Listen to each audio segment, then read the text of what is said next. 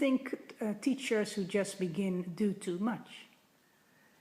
Yeah, when you're beginning teaching, it's so exciting, and you have so many things you've learned, and you start to see so many bodies and possibilities that typically people say either too much, and they give too many teaching points, or they try to give everything they know in one class or even in one posture, which is not a good learning practice. People can't learn like that. It's just, they just shut you out.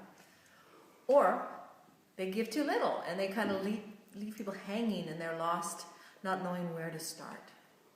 So what do you suggest you should do when you start teaching? Yeah, I mean, you kind of have to give yourself little assignments. For example, first of all, you could tape yourself, because the first thing is to see what you're doing. So tape your own class. Just put your little iPhone by your teaching, and then go take your own class. And listen to your cues. And see if, go into beginner's mind and see, how does that feel in my body? Can I follow? Is the person getting a time for a breath when you ask them to breathe? Can you follow their instructions from the feet to the legs to whatever part of your body? Can you really?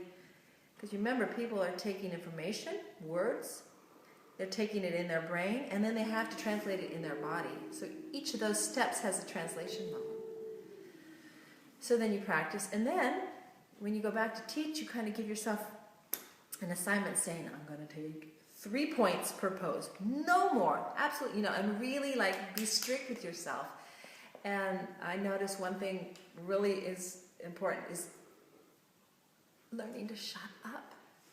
Take a deep breath. So you, for example, say, please work your feet, spread your toes, lift your thighs. Shut up. And that's giving the space for people to actually do what you just said. And when you do that, people start to trust you because they actually feel like you're communicating. And that's a good teacher.